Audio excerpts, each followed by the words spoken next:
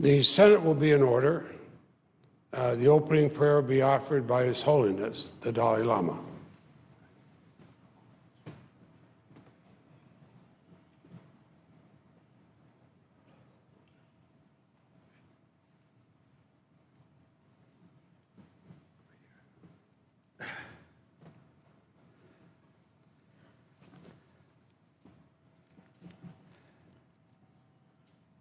Read. Go ahead. It's all yours.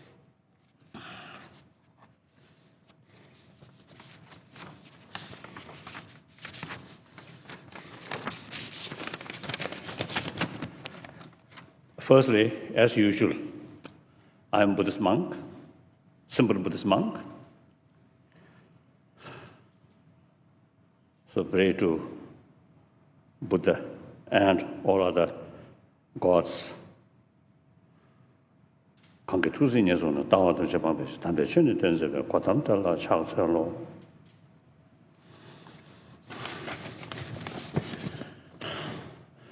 최는 이人心的 이인이 소신면으로 개디 인의 접당배 말씀양의 재장으로 달라대 대화토 주모요 민주신 the first the sentence I will read. Now my broken English, the pronunciation may not be correct. At least not American the pronunciation. With our thoughts, we make our world. Our mind is central and precedes our deeds. Speak or act with a pure mind, and happiness will follow you, like a shadow that never leaves. The second sentence, 지진 대신 올리다. 눈은 계시 처음이다. 데려다주 주고도 이런 데고 군주쇼. May there be joy in the world, with bountiful harvest and spiritual wealth. May every good fortune come to be, and may all our wishes be fulfilled. 지신한가 내봐도 로아 지신 내주고 지지도 안 내주는 로아 동에 세워쇼. This is my favorite prayer. Daily I pray this. That gives me inner strength. So enthusiasm to serve sentient being, humanity on this one. As long as space remains, and as long as sentient beings remain, until then may I too remain and help dispel the misery of the world. Thank you.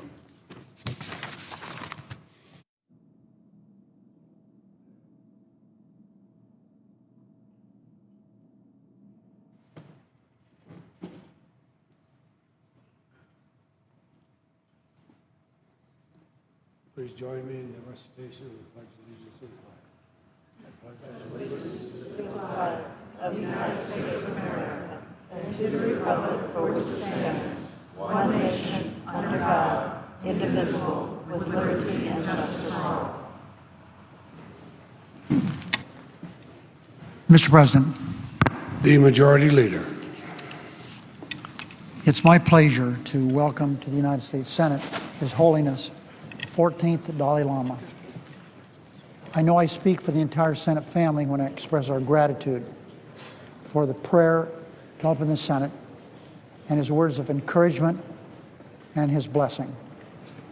His Holiness the Dalai Lama is well known throughout the world as a spiritual leader of the Tibetan people and for spreading the gospel of peace, compassion, and love of our fellow human beings. But it's tradition when the United States Senate welcomes a guest chaplain to say a few words about the honored guest. My friendship with His Holiness has roots from a good man from California by the name of Richard Blum, who has done more to, in my opinion, to help the Tibetan people and His Holiness than anyone else. His Holiness often says that he's only a simple monk, born to a farming family in northeastern Tibet. But to millions of people in Tibet and across the globe, he is much more. He's a source of hope and inspiration in a world that can sometimes seem very dark. When he was only 2 years old, His Holiness was recognized as reincarnation of the 13th Dalai Lama. 4 years later, when he was just a little boy, he began his monastic education. He studied logic, art, Tibetan culture, and Buddhist philosophy, among many other things. At age 23, he passed his exams with honors and was awarded what we would call, would be an equivalent of a PhD, a doctorate of Buddhist philosophy. For more than half a century, the Dalai Lama has been traveling the world, raising awareness about the concerns of 6 million fellow Tibetans, as he would say, making new friends around the world. In Tibetan Buddhist philosophy, the Dalai Lama, all of them are enlightened beings who have postponed their own nirvana, or liberation from the cycle of reincarnation, in order to serve humanity. This particular enlightened being has chosen to serve humanity by spreading a message of peace. He motivates countless people around the world, people of every faith, to practice compassion toward one another. His Holiness urges us all to be kind, and these are his words, be kind whenever possible. And he says it is always possible. The Dalai Lama's teachings contain lessons for people around the world, and certainly within this chamber. His Holiness also advised us, and this is a quote, the best way to resolve any problem in the human world is for all sides to sit down and talk. End of quote. Pretty simple, but very true. It's advice that those of us fortunate enough to serve our country and our constituents in the Senate should take heart and follow. And the presence of His Holiness in this chamber today inspires me, as I hope it does all of us, to renew our commitment to speak and act with a pure mind, help dispel the misery of the world. Mr. President, I now move to proceed to counter number 309. The clerk will report. Motion to proceed to counter number 309 as 1086, a bill to reauthorize and improve the Child Care and Development Block Grant Act of 1990 and for other purposes. Following my remarks and those of the Republican leader, the Senate being approving morning business until 10:30, with the Republicans controlling the first half, majority the final half. Following that morning business, Senate will proceed to executive session. At 11:20, there will be up to 3 roll call votes on executive nominations. Following those votes, there will be 2 hours of debate on the military sexual assault bills. At about 2 p.m., there will be a series of roll call votes in relation to military sexual assaults. We also expect to consider additional executive nominations, which may require votes later today. Mr. President. The senator from Vermont. Mr. President, I ask consent to be able to continue as in morning business for about 3 minutes. Without objection. Mr. President, I feel honored to be a member of the United States Senate and to be President pro tempore. But I can't think of any greater honor than this morning when I was able to introduce to the Senate an old and dear friend, His Holiness the Dalai Lama. Marcel and I have been friends of His Holiness for decades, and we count that as a great treasure. Just as I saw Senator Feinstein earlier on the floor, another longtime friend with her husband of His Holiness. Mr. President, I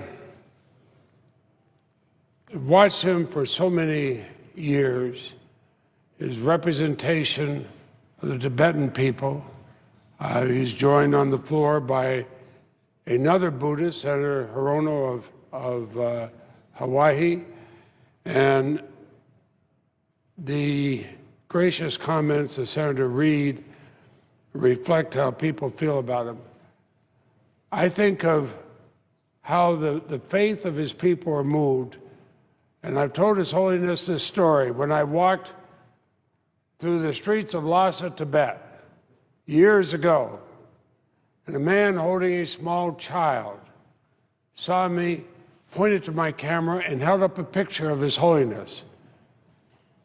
He was risking being imprisoned for having that, but he insisted I take this picture. I did. I've given that photograph to His Holiness, and I've told him the story that when we asked the man, why did he risk prison to show the picture of His Holiness, he said, because people have to know. The world have to know the great faith of the Tibetan people and their longing for the autonomy they deserve to practice their faith. Fortunately, they have as a symbol of that faith the Dalai Lama, the Nobel Peace Prize recipient, a man who touches everybody's conscience.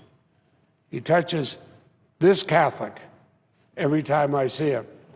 It goes beyond whatever faith you are. He is a gift to the world, and I am so honored to have been able to introduce him here today.